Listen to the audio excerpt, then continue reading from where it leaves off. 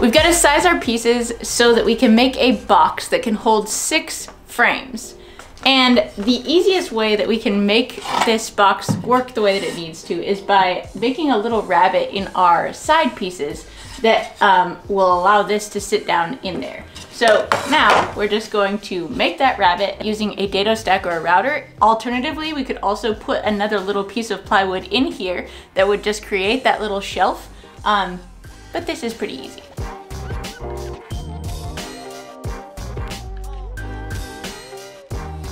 And now we just put it together.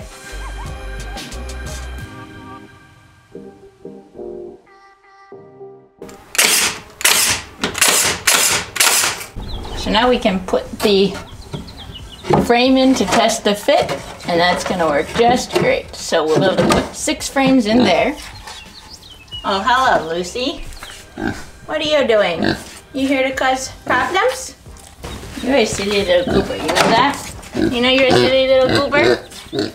You are so muddy. Were you playing in the pond? Looks like it. The last step we need to do is make a lid for this. Hi. I guess there's 2 more steps. We need to drill a hole for the bees to enter, and then we need to make a lid. So let's do that. Lucy, you gonna help?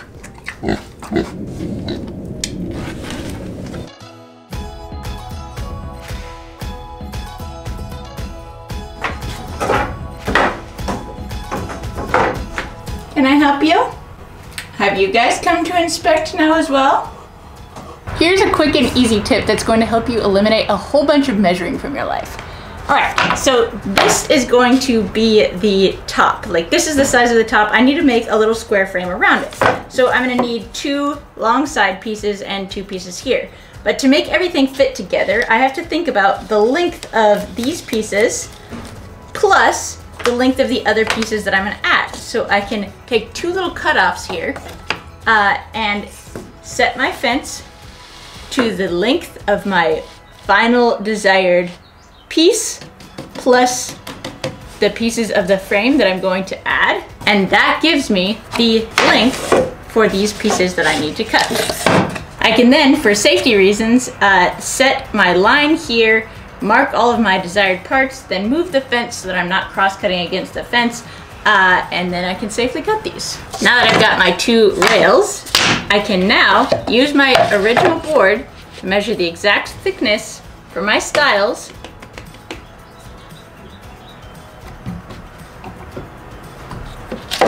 Set that, mark my piece, cut, and off to the races.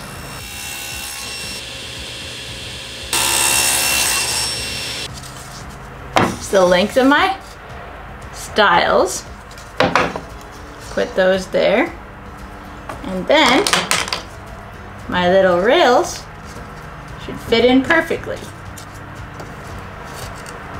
and they do. So now it's ready to assemble. I've got my lid.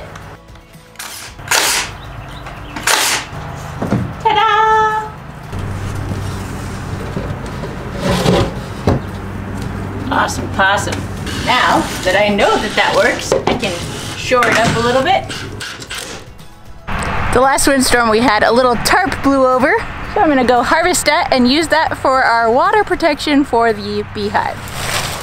That should help us protect this from the rain. Here we go.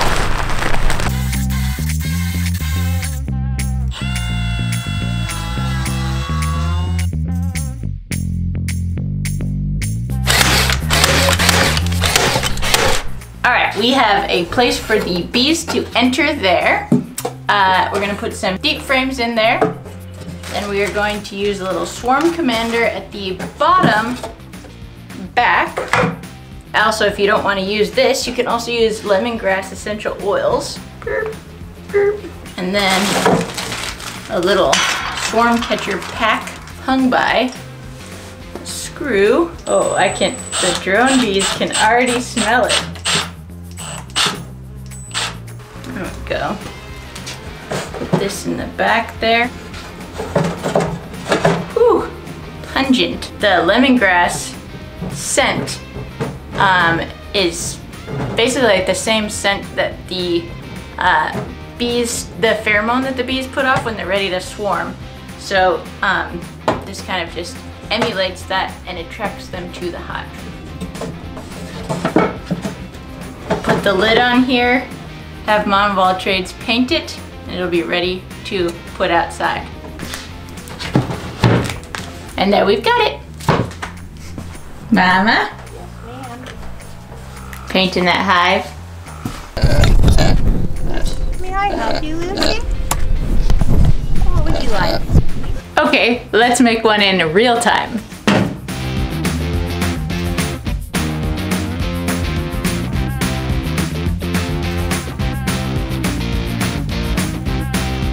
Is there any specific place that I should put the hives? The traps? I always look for a lone tree on a field, in a field, on a hill. That's like the dream come true. Oh, we have those.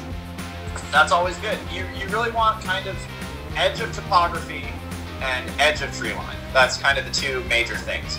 Okay, well we know where to put them then. All right, let's go put these swarmies out.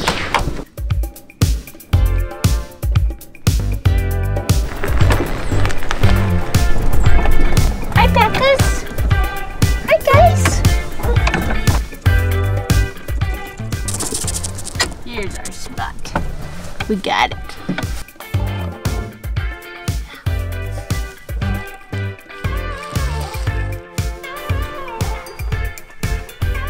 So the biggest thing is that we need it to be nice and level. And if we put it in a crook, it helps us with that quite a bit. It'll also help us to not have to use as many ratchet straps.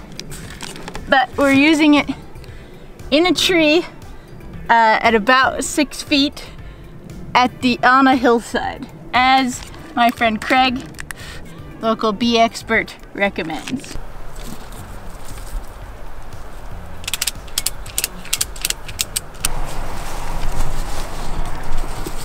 All right, now it is secure, it's level in the tree.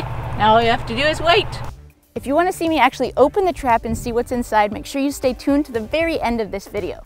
But if you're impatient for more bee information right now, head on over to my Squarespace website, anneofalltrades.com, where you can find a blog post with more information about this swarm trap, plans to build it, and all kinds of other beekeeping information, like using a centrifuge to extract honey and other funny stories about beekeeping failure and successes. It's all over there. If you're like me and you're not super tech savvy, Squarespace is a fantastic place for you to start a website of your own as well. They have beautiful artist design templates where you can literally drag and drop whatever information you want to put out there into the world, and then it's out there in the world.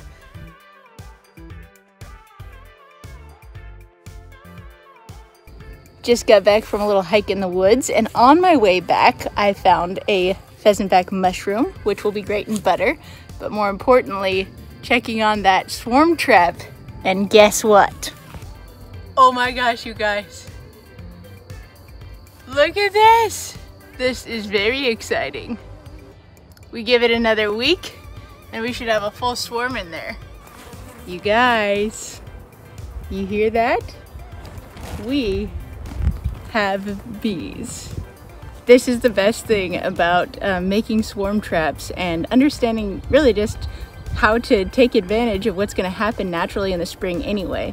Because instead of investing a couple $100s in a hive of healthy bees, when we can trap bees naturally, we get bees that are already acclimated to the local climate.